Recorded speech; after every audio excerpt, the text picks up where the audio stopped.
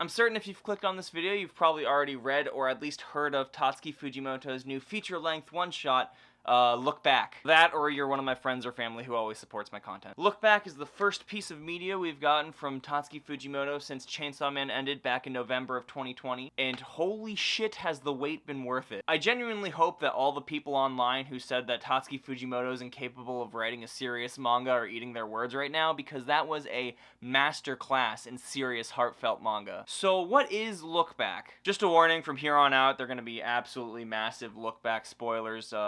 You can read it online. It's only about a volume long. I read it on the Viz app, so you can find it easily there. I'm just going to jump into it now. Look Back is the story of a girl named Fujino Ayumu who draws 4-panel manga for her school's newspaper. Suddenly one day, she's asked to share one half of the comic section of the school newspaper with a girl named Kiyomoto who's too shy to come into school. One thing leads to another, and then eventually they start working together, making manga masterpieces from a young age that wins them a lot of awards and prize money. Everything was starting to get super wholesome and happy. It was at this point when I remembered that this was still a Tatsuki Fujimoto manga and things were clearly about to take a turn for the worst. And as soon as I made that realization, tragedy struck. When the shy, shut-in friend Kimoto goes off to school, she's tragically murdered by a crazed man who claims that all the paintings in the art building of her university were talking to him and calling him names. He also mentions that some of the paintings were plagiarized versions of his work, and we're gonna get back to that part later. So after this tragedy, Fujino regrets ever having Kimoto come out of her room and basically creates an alternate reality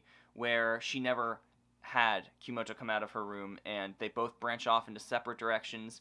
Fujino drops drawing manga as a whole and becomes a martial artist, and Kimoto still goes off to art school. And in this alternate reality, Fujino somehow happens to save Kimoto from the killer on that fateful day. Then everything works out and they live happily ever after. It's not clear if this alternate reality is actually real or just in Fujino's head, because at the end of the story it turns out that Fujino's still in her regular reality, and Fujino accepts the tragedy and continues to work on her own manga series. That's just a bare bones summary. There's a lot more in the manga. This is just what we needed for the context for the rest of the video. Now, my first thought when I read Look Back was that this is potentially a autobiographical recounting of how Tatsuki Fujimoto got into making manga and becoming a manga artist himself. Especially since the two main characters, Fujino and Kyomoto, are clearly named after him. Fujimoto, Fujino, Kyomoto, Fujimoto. I also put on my tinfoil hat and made my own conspiracy theory that potentially Tatsuki Fujimoto has been two people all along, one that does the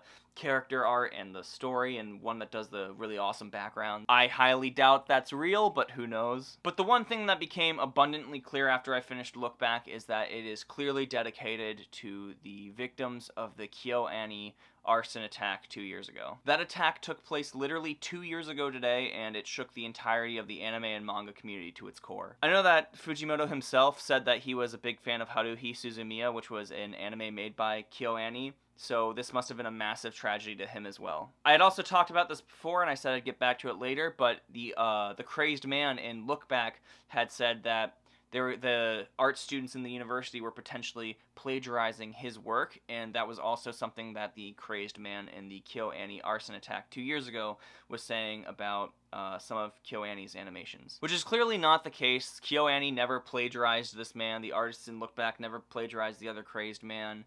There's plenty of videos on the KyoAni arson attack already, and articles as well. I don't want to get too deep into it because it was a massive tragedy, and I'd rather focus more time on Look Back itself and Tatsuki Fujimoto himself, but yeah, if you don't know about the KyoAni arson attack, I'll put some links maybe down to some articles about it below so you can read more about it. So one thing that became abundantly clear to me after reading Look Back is that Tatsuki Fujimoto is an absolute manga force to reckon with. Fujimoto is only 27 years old, and he's already made 2 beloved manga series in Chainsaw Man Part 1 and Fire Punch, and he's also put out a handful of really amazing one-shot manga like Look Back. I can tell already that Fujimoto is going to have an absolutely long and beautiful career, and he's going to go down in legend as one of the greatest mangaka of all time. Alright, that's enough dick sucking from me. I'm going to go reread Look Back.